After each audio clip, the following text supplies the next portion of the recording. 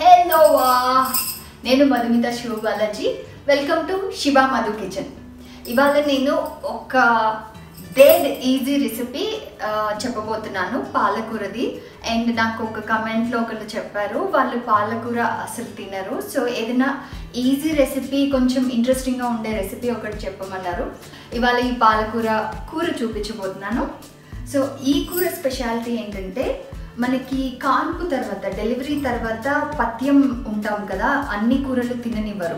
So అందులో మనం తినగలిగే ఒక కూర, యూజువల్గా పాలకూర పప్పు చేస్తాం, బట్ మనం కాన్పు తర్వాత డెలివరీ తర్వాత మనల్ని పప్పు తిననివ్వరు. సో ఈ కూరలో మనం వెల్లుల్లి ఎక్కువ వేసి చేస్తామన్నమాట. సో వెల్లుల్లి మనకి ఆ పథ్యం టైంలో వెల్లుల్లి నార్మల్గానే చాలా ఎక్కువ ఇస్తారు, జస్ట్ ఉడకబెట్టి వెల్లుల్లి తినేసేమని చెప్తారు. తర్వాత ఎందుకంటే వెల్లుల్లిలో ఒక ఇమ్యూనిటీ ఉంటుంది, మనం పచ్చి ఒళ్ళు అంటారు అప్పుడు. సో దాని నుంచి తొందరగా రికవర్ అవ్వడానికి వెల్లుల్లి చాలా హెల్ప్ చేస్తుంది.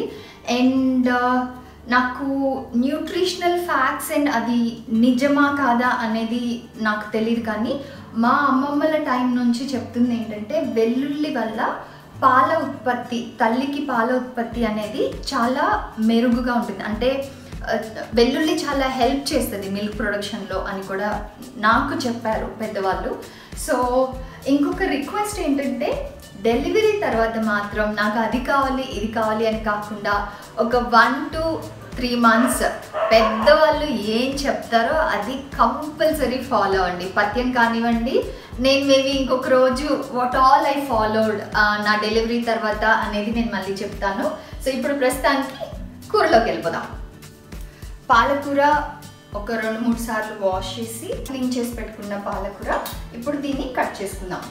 ఈ కూరకి స్పెసిఫిక్గా మనం పప్పులో ఇంత పెద్దగా కొంచెం రఫ్గా ఉంటే మనం వేసేస్తాము యూజువల్గా, బట్ దీంట్లో ఏంటంటే ఎక్కువ నార ఉంటుంది. సో ఇది ఈ కూరకి మాత్రం ఇంత స్ట్రాంగ్ కాడలు వేయద్దు, ఇంత చిన్నవి ఉంటాయి కదా ఇవి వదిలేయచ్చు, బట్ ఇంత స్ట్రాంగ్వి వేయొద్దు. సో ఇప్పుడు కట్ చేసేసుకుందాం. ఆల్రెడీ నేను కటింగ్ ప్రాసెస్ స్టార్ట్ చేసేసి కట్ చేసి పెట్టుకున్నా, బట్ ఎలా కట్ చేసుకోవాలని మీకు చూపించాలని కొంచెం ఒక కట్ట అలాగే ఉంచేసాను, అది మీకు ఇప్పుడు చూపిస్తాను. మనం అట్లా తీసుకున్న తర్వాత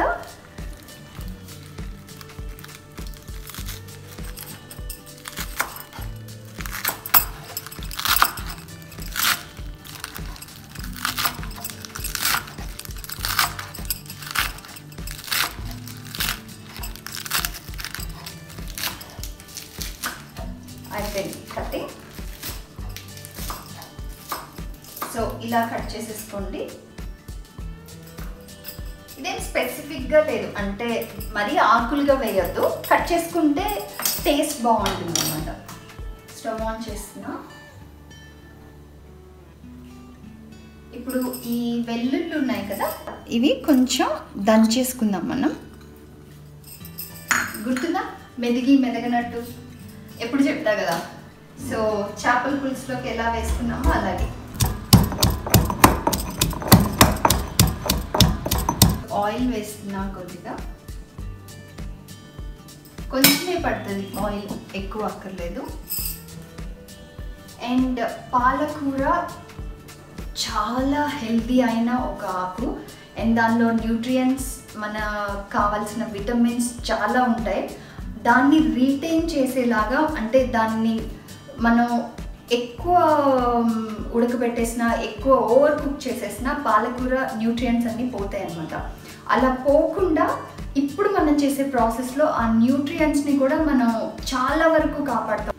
నూనె కాగింది, వేడైంది. ఇప్పుడు ఇదో వెల్లుల్లి ఇలా కొంచెం మెదగనట్టు దంచుకున్నా, ఇది వేసేస్తున్నా. సో ఇప్పుడు ఎండుమిరపకాయలు, దీంట్లో ఇంకా వేరే ఏం వేయము, చాలా తక్కువ ఇంగ్రీడియంట్స్ దీనికి కావాల్సింది కూడా. సో వెల్లుల్లి ఒక 10 వెల్లుల్లి రెబ్బలు, అండ్ ఎండుమిరపకాయలు ఒక, కారం మీకు తగినట్టు, బట్ నేనైతే ఒక 6-7 వేస్తున్నా. అండ్ ఇది నవ్వకండి, నేను ఇత్తనాలు తీసి వేస్తాను. చాలామంది ఇది అంటే నా వంట చూసే వాళ్ళు కొంతమంది అదేంటి ఇత్తనాలు తీసేసినావు అంటారు.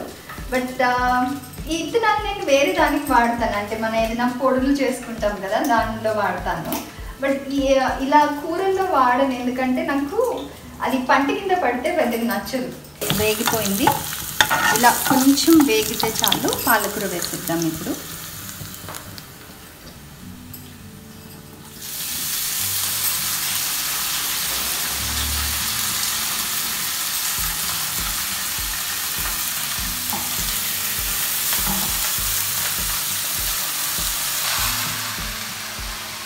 యాక్చువల్గా పాలకూరలో 100% న్యూట్రియంట్స్ మన బాడీకి రావాలి అంటే దాన్ని పచ్చిగానే తినాలి, రా ఫామ్, సలాడ్స్లో వాటిల్లో తింటాం కదా.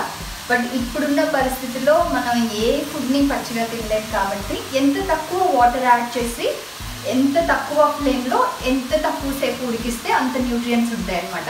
సో ఈ కూర అడ్వాంటేజ్ అది. ఆకు కొంచెం వేగడం స్టార్ట్ అయింది, ఇప్పుడు ఉప్పు వేద్దాము.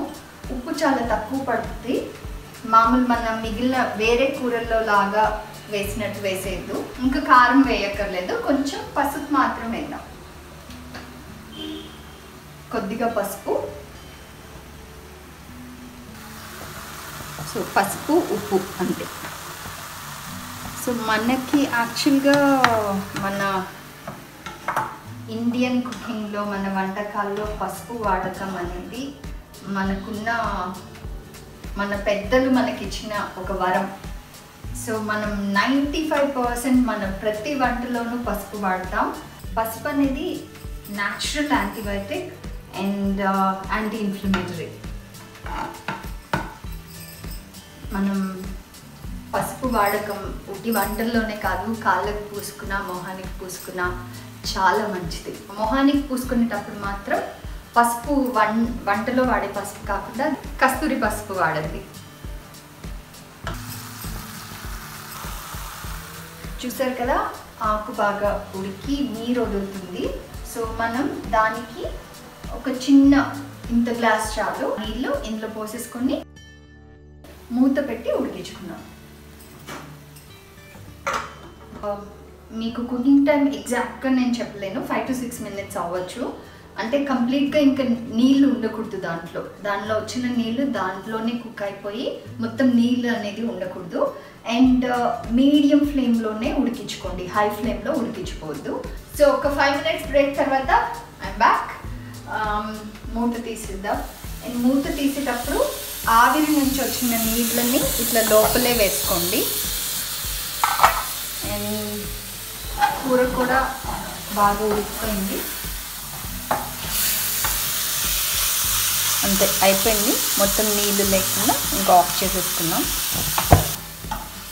లాస్ట్ టైం చేపల పులుసు చేసేటప్పుడు గ్రీన్ క్యాండీ అని చెప్తానని చెప్పాను కదా, ఆ కూర ఇదే. మా గగన్కి green candy is his favourite. ఈ కూర చేస్తున్నానంటే స్మెల్ చూసే వచ్చేస్తాడు. సో నా పాలకూర కూర రెడీ అయిపోయింది. మీరు కూడా ట్రై చేసి చెప్పండి. అండ్ ట్రై చేయడానికి కొన్ని బెస్ట్ కాంబినేషన్స్ చెప్పనా. ఇది పుల్కా, చపాతీ వీటిల్లోకి చాలా బాగుంటుంది, అన్నంలోకి బాగుంటుంది. అండ్ అద్దరిపోయే కాంబినేషన్ అంటే పెరుగన్నంలో కలుపుకొని తినండి, సూపర్గా ఉంటుంది. మీరు ట్రై చేయకపోతే డెఫినెట్గా ట్రై చేయండి పెరుగన్నంలో. ఇన్ కేస్ డైట్లో ఉన్నారు, అన్నం తినట్లేదు అంటే పెరుగులో ఇది వేసుకొని కలుపుకొని తినండి, ఆసమ్ ఉంటుంది. ఇది హెల్దీయెస్ట్ కాబట్టి మనం ఈ కాంబినేషన్స్లో ఎందులో తిన్నా ఇట్స్ మన ఆరోగ్యానికి చాలా మంచిది. సో ట్రై చేసి చెప్పండి.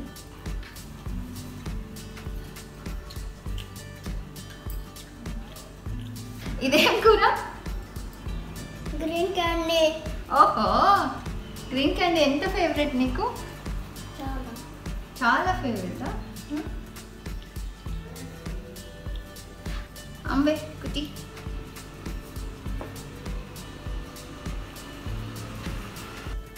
చాలా బాగుందమ్మా, యమ్మీ. Thank you.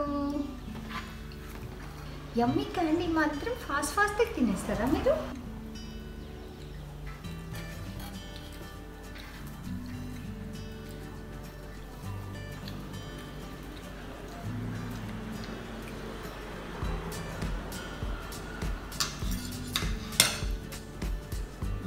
మంచి Nice to the universe. Nice to the యూనివర్సా గో Stay home, stay safe. Bye Bye.